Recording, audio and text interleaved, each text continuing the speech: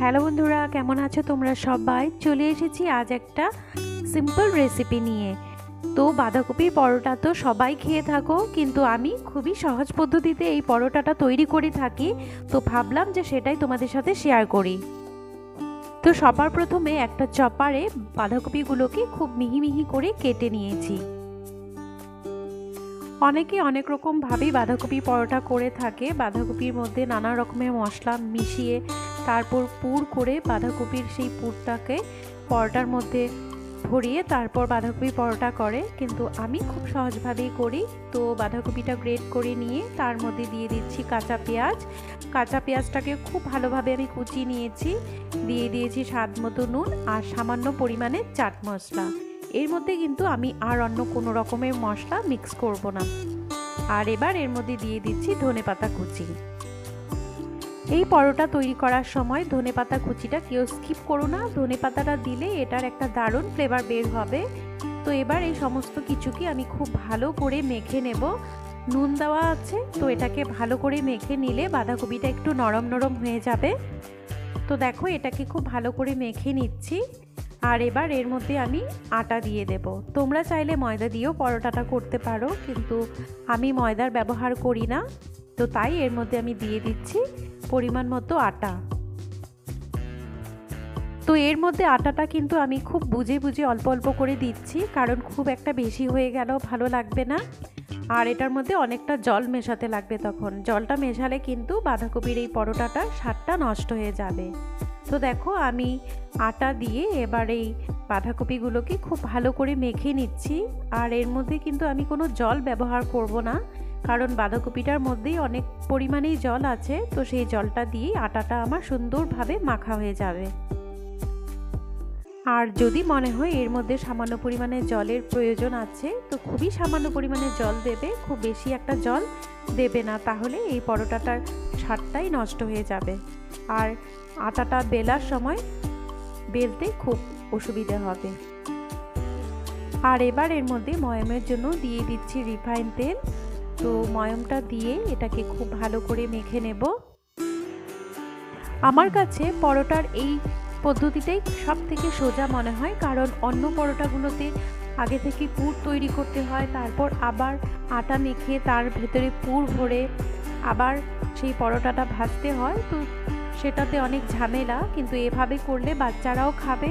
বাচ্চারা অনেক সময় বাঁধাকপি খেতে চায় না, কিন্তু এভাবে পরোটা করে দিলে বাচ্চারা কিন্তু বেশ স্বাদ করেই খায়।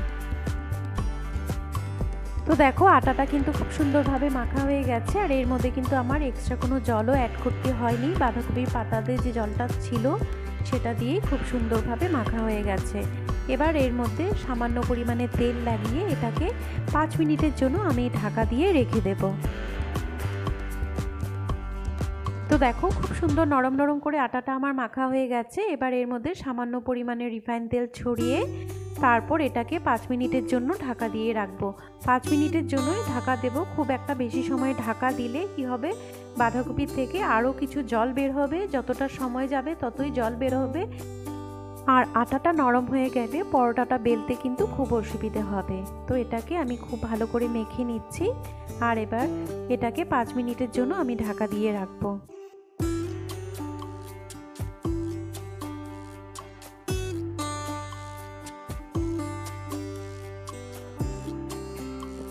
তো ফিরে এলাম 5 মিনিট পর। আর দেখো, আটাটা কিন্তু খুব সুন্দরভাবে সেট হয়ে গেছে। তো এবার একটা ছোট্ট বল নিয়ে এটাকে খুব সুন্দর করে আমি বেলে নেব। পরোটাটা কিন্তু আমি খুব একটা মোটা করব না, একটু পাতলা করে করব, যাতে বাঁধাকপির পাতাগুলো খুব সুন্দরভাবে ভাজা ভাজা হয়। মোটা করে যদি আমি পরোটাটা করি তাহলে বাঁধাকপির পাতাগুলো কাঁচা কাঁচা থেকে যাবে, আর সেটা খেতে কিন্তু ভালো লাগবে না।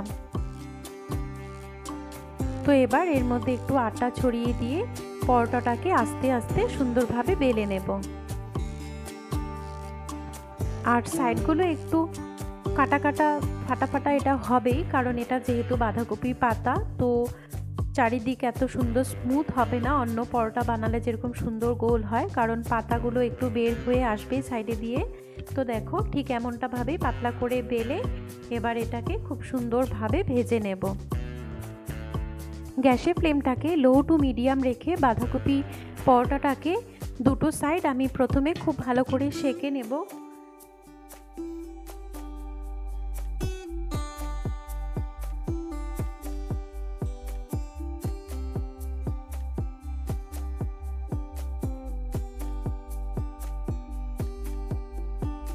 একটা খুন্তির সাহায্যে খুব ভালো করে চাপ দিয়ে দিয়ে রুটির সাইডগুলো খুব সুন্দরভাবে সেঁকে নেব, যাতে কোনো সাইডে কাঁচা কাঁচা না থাকে, কারণ বাঁধাকপির পাতাগুলো কাঁচা থাকলে খেতে ভালো লাগবে না।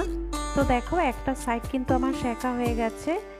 আর এবার এর মধ্যে সামান্য পরিমাণে তেল দিয়ে দিলাম। তোমরা চাইলে ঘি দিয়েও ভাজতে পারো, ঘি দিয়ে ভাজলে বেশ দারুণ লাগে খেতে, কিন্তু আমি ঘিটা একটু অ্যাভয়েড করার জন্য রিফাইন তেল দিয়েই ভাজলাম। এভাবে দুটো সাইড খুব ভালো করে আমি ভেজে নেব।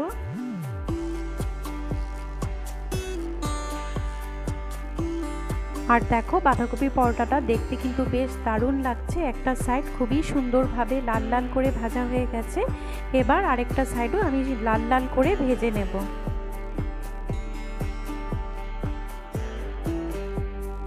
আমার আজকের এই শর্টকাট পদ্ধতিটা তোমাদের কেমন লাগলো আমাকে অবশ্যই কমেন্ট করে জানাবে। আর তোমরা কীভাবে বাঁধাকপির পরোটা তৈরি করো সেটাও আমার সাথে শেয়ার করবে, তাহলে আমি তোমাদের থেকে শিখতে পারবো। তো আশা করি আজকে ভিডিওটা তোমাদের ভালো লেগেছে। যদি ভালো লেগে থাকে তাহলে অবশ্যই লাইক করবে, কমেন্ট করবে।